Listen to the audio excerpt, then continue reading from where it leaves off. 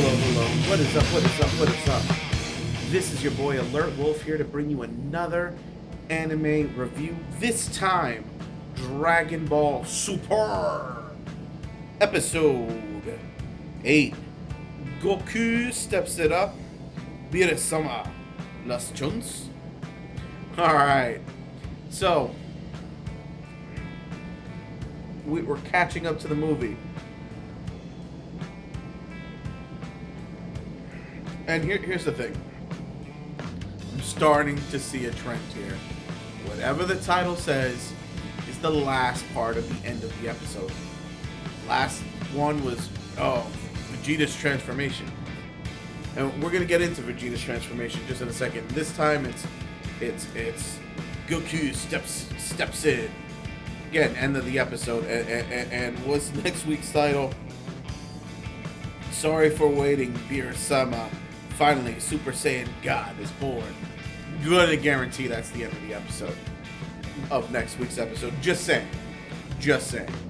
Alright. Now, here's the thing with this episode.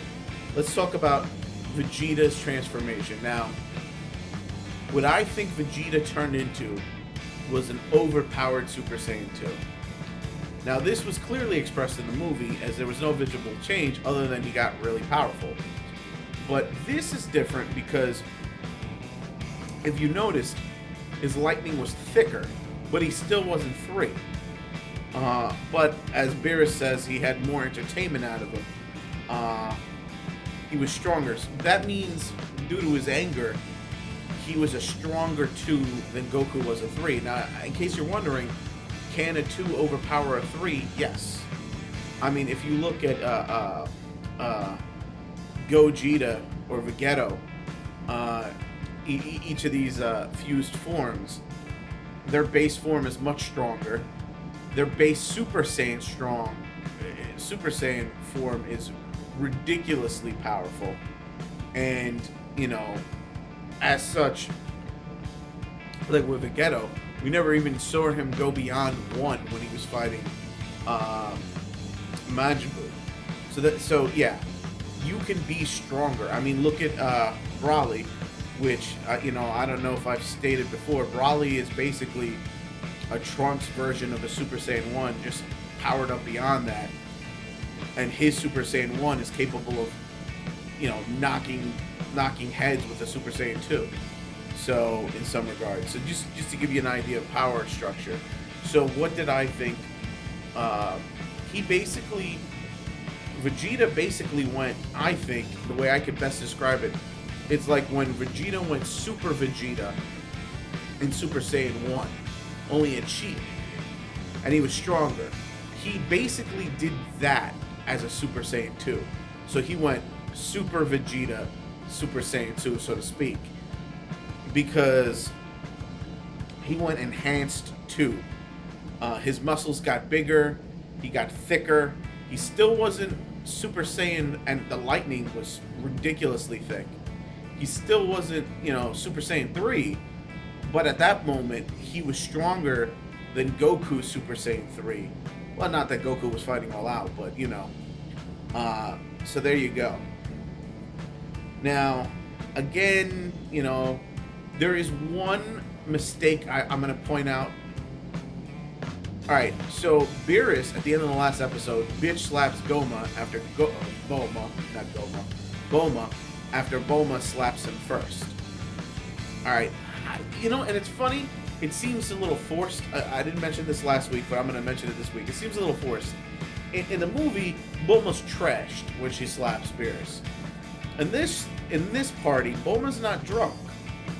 So to walk up to a dude that's trouncing everybody and slap him in the face and act like she doesn't know he's strong is retarded.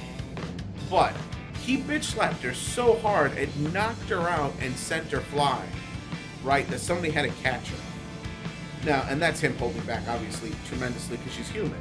That was just to get a rise out of Vegeta, which he achieved. He was testing Vegeta. But my point is, during the fight where, especially, there was a moment where he launched what looked to me like a super Gallic gun at him, which looked incredible, I might add. uh, against Beerus. She's up and around and walking around like everything's cool, and this only happened like 30 seconds ago. He bitch slapped you, like, and you're already up. Like, I don't even know.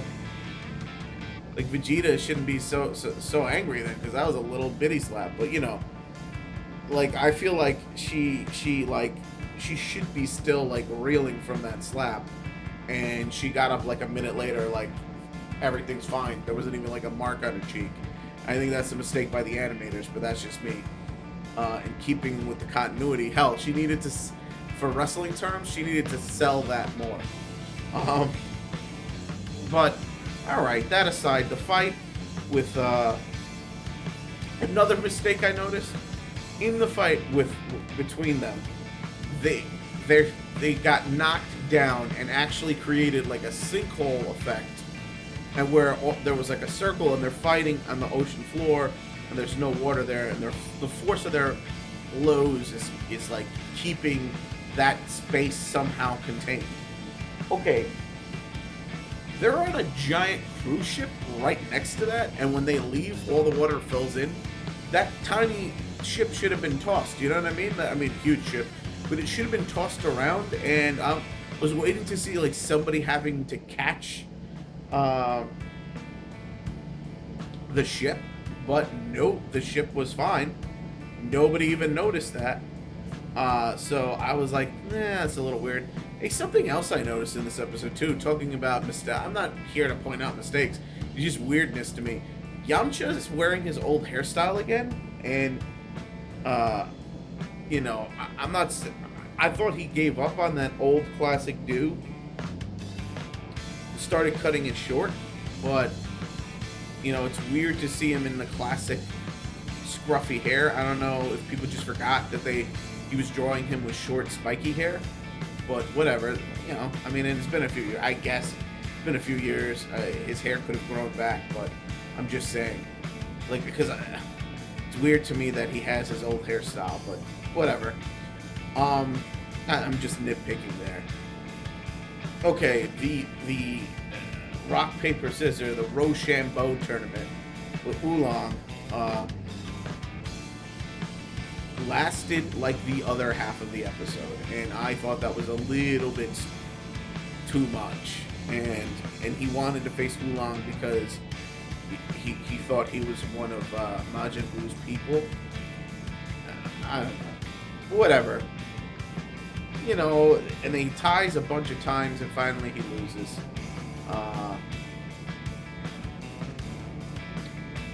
But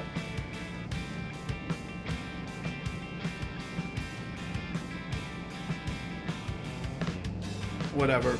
He's about to destroy the world, and at the very last possible second, Goku appears to try to stall Beerus into like, hey man, let's figure something out. I'm sure using Shenron we can figure this out in the Dragon Balls. And that's pretty much it. I think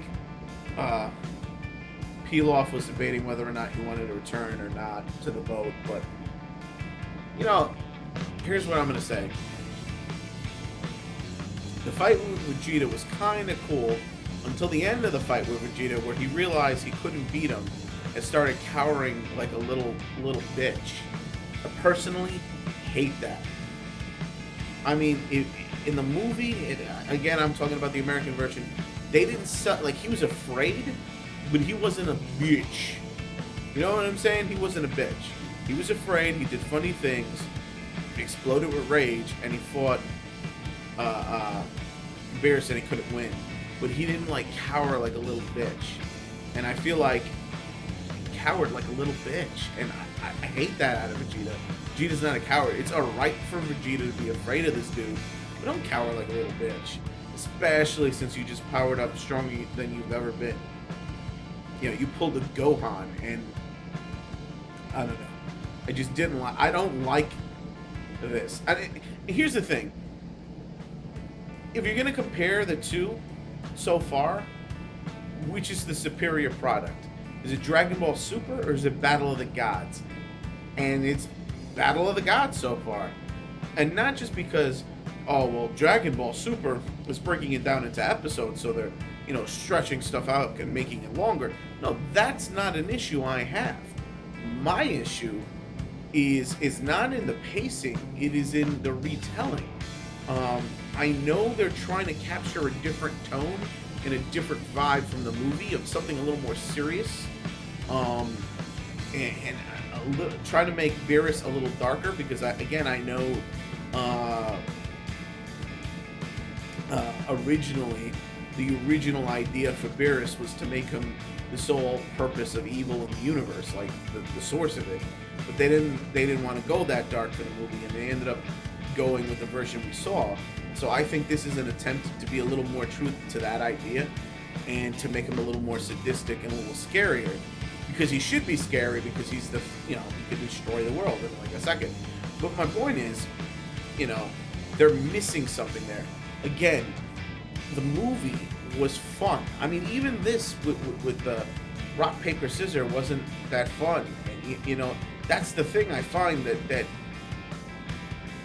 that like the humor doesn't work, and the drama is not really working. And I think maybe it's because they're trying to combine the two, and it's just not working for me. It really isn't. Like, and I hate to do this, but it just really doesn't work. I mean, essentially, they want to go for a darker, more drama-filled tone, and that's fine if that's where you're going. But at the same time, trying to pepper in the same jokes from the movie, in a new light, but that they're still the same jokes, it doesn't work, because because of the tone you established, the delivery of these jokes isn't right for that tone that you've previously established. So the comedy really doesn't work, and then it just detracts from the whole scene. So that's why I feel like the movie was much more enjoyable. I enjoyed it more. And I may be nitpicking, but what am I going to rate this episode now? I'm going to call it, it was a good episode. It was a good episode. I'm going to leave it at a 3. I think the Vegeta stuff was pretty cool. Again, the Oolong stuff, there's a reason why it was only one try in the movie, but and again, I still feel like Super, I'm waiting to see I'm willing to wait to see where Super is going with this once they clear Battle of Gods and revival of Frieza.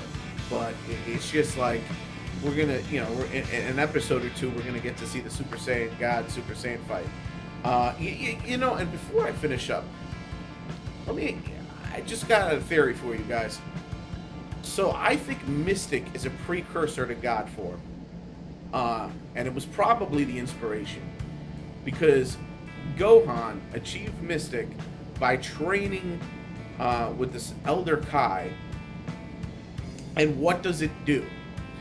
It takes the power from, that would be associated with Super Saiyan, and it changes it. And so he's in base form with all the power of all his all that Super Saiyan energy, but still in his base form and utilizing it in his base form. And it took a while to I think Gohan has lost that mastery of it. But if you think about it, that's similar to Super Saiyan God, in the sense that Super Saiyan God also is a base form, as an enhanced base form. So, I'm just saying, I think ultimately Super Saiyan God, pink-haired, is what Mystic should have been, and I think what it was supposed to represent. But I could be wrong on this one. I mean, maybe I'll do an in-depth video on it, but I just thought I'd give you my little take on that, and maybe I'm probably going to expand on this more next week. We finally get to see Super Saiyan God on TV. But alright, that's enough out of me. I've been talking for a while, ranting a little bit. So click it up if you like it, comment if you must, and please subscribe if you can. And this is your buddy Alert Wolf signing off.